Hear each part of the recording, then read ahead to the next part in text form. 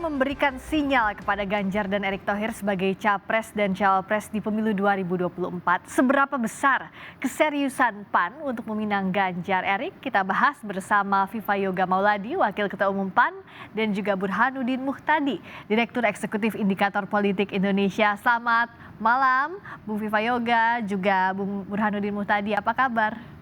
Selamat malam. Malam. Saya langsung aja deh ke Bung Viva Yoga.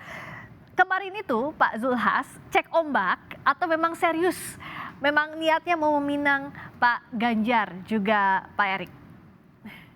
Sesuai dengan hasil Rakernas PAN tahun 2020 telah ditegaskan bahwa Mas Ganjar Pranowo dan Mas Erick Thohir adalah salah satu figur yang dicalonkan oleh Partai Amanat Nasional untuk di Pilpres 2024.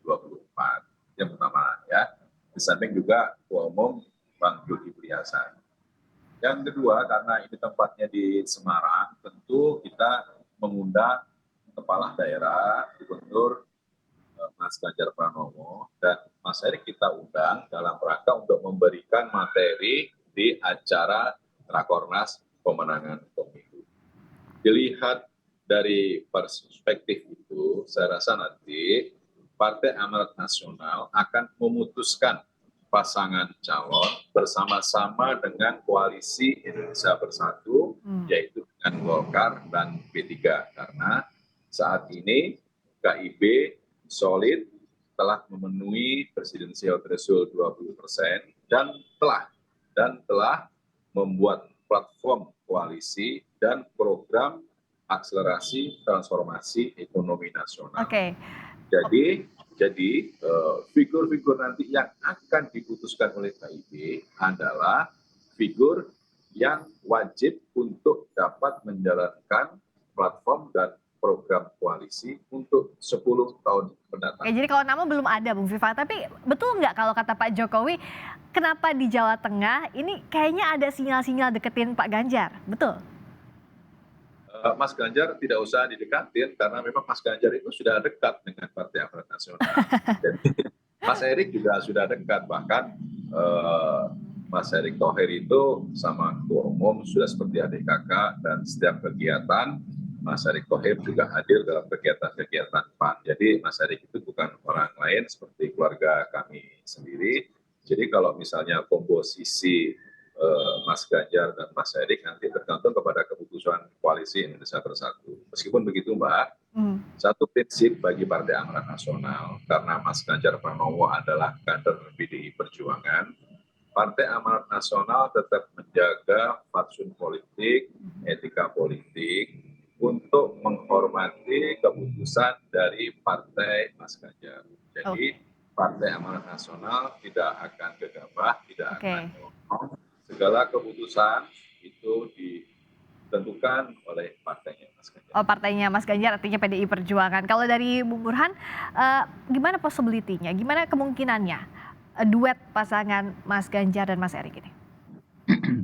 Sebelum mengomentari pertanyaan itu, Friska, saya catat munculnya sinyalemen Ganjar Erick yang disampaikan dalam Rakornas PAN di Semarang, itu pertama kali nama Ganjar dan Erick itu muncul oleh partai yang lolos PT. Sebelumnya sempat muncul oleh PSI, tapi kan PSI partai kecil ya, jadi tidak begitu menimbulkan kontroversi dan diskusi luas di publik. Nah ini kali pertama Ganjar muncul. Sebelumnya publik berbulan-bulan diramaikan oleh pencapresan Anies Baswedan.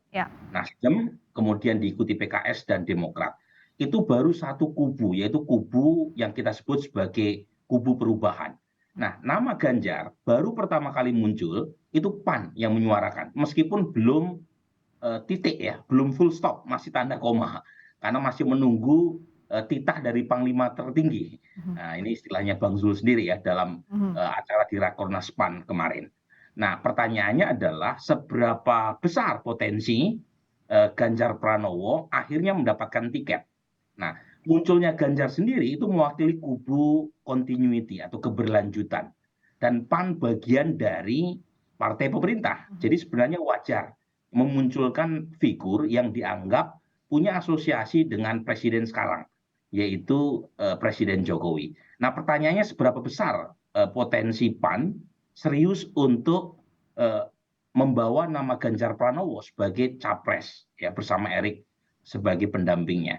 Nah, tentu sangat tergantung oleh KIB karena PAN kursinya tidak cukup, Friska, untuk bisa mengusung Ganjar Erik ya.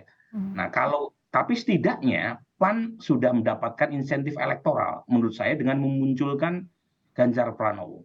Pertama, Ganjar Pranowo adalah elektabilitasnya paling tinggi sebagai capres. Yang kedua, PAN pertama kali yang mengangkat nama Ganjar Pranowo. Dan mengangkatnya bukan hanya, meskipun masih sinyalemen, mengangkatnya di halaman rumahnya Ganjar Pranowo. Jadi tidak ada kebetulan dalam politik, Rakornas diadakan di Semarang, itu tentu punya maksud ya. Karena kalau misalnya diadakan Semarang kan nggak ada alasan buat Ganjar Pranowo menolak. Selama ini kan berkali-kali Ganjar diundang oleh partai lain, ada alasan untuk menolak. Nah, ketika acara PAN diadakan di Semarang, tidak ada alasan buat Ganjar menolak. Bung Burhan, saya tanya, insentif elektoral ini masih berlakukah meskipun Ganjar ini adalah kadernya PDI Perjuangan? Tapi PDI Perjuangan belum memberikan sinyal sampai sekarang. Jadi sangat mungkin pendukung Ganjar yang menurut survei terakhir dari Kompas menempati peringkat pertama itu melirik partai yang memberi angin kepada Ganjar untuk dicalonkan. Apalagi ya kalau kita lihat hasil pemilu 2019, PAN ini kehilangan 8 kursi di Jawa Tengah. Dan basis pendukung Ganjar paling besar ada di Jawa Tengah. Jadi menurut saya wajar kalau kita punya semacam spekulasi insentif elektoral itu bisa didapatkan oleh PAN dengan mengusung nama Ganjar di Jawa Tengah dalam acara Rakornasnya. Oke, betulkah Bung Vivayoga tadi yang disampaikan Bung Burhan bahwa ini untuk menaikkan juga insentif elektoralnya PAN dari nama Ganjar yang dimunculkan pertama kali oleh PAN? Ya, soal intensif elektoral atau kutil efek itu antara fakta dan mitos itu bisa diperdebatkan, Pak Ska.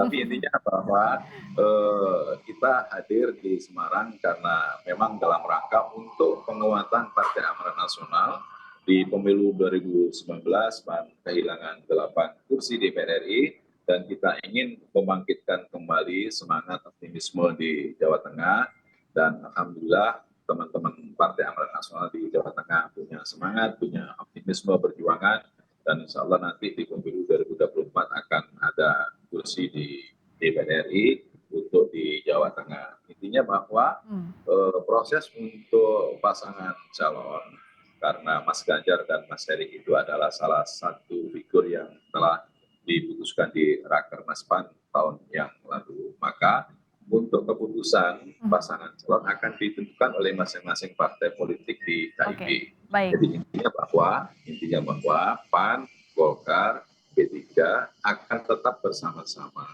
untuk mengusulkan pasangan calon atas nama KIB karena KIB adalah koalisi sehati, saling menguatkan, saling membesarkan dan akan diputuskan secara musyawarah, secara mufakat. Jadi di highlightnya KIB nanti yang memutuskan bersama-sama ya, itu yang digarisbawahi. Kalau terakhir Bung Burhan, apa sih catatannya kalaupun ini ya masih usulan dari PAN semata tapi tidak hanya menguap? Singkat saja silakan. Ya, pertama tentu ada dua hal yang perlu diperhatikan oleh PAN. Bagaimanapun Ganjar Pranowo punya brand atau merek partai lain. Jadi komunikasi di belakang layar berkaitan dengan pengusulan atau penyebutan nama Ganjar dengan PDI Perjuangan itu penting supaya tidak menimbulkan komplikasi. Yang kedua, menurut saya juga penting untuk dicatat oleh PAN. PAN ini kan kalau dilihat dari basis pendukungnya itu pilihan ke Anies masih cukup lumayan. Jadi harus pintar-pintar mendayung di antara dua pulau karang.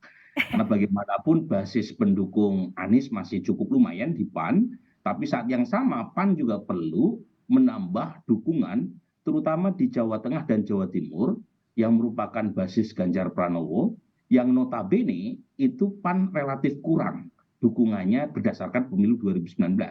Jadi bagaimana mengawinkan dua dukungan tadi, satu dari basis pendukung Ganjar, dua dari basis pendukung Anies, dalam tarikan elektoral ke PAN itu menjadi satu PR yang patut untuk diselesaikan oleh PAN. Kalau ingin mendapatkan dukungan yang maksimal, karena bagaimanapun gitu ya, dukungan dari Jawa Tengah dan Jawa Timur itu krusial, tetapi basis PAN yang masih melirik Anies Baswedan itu juga tidak boleh diabaikan.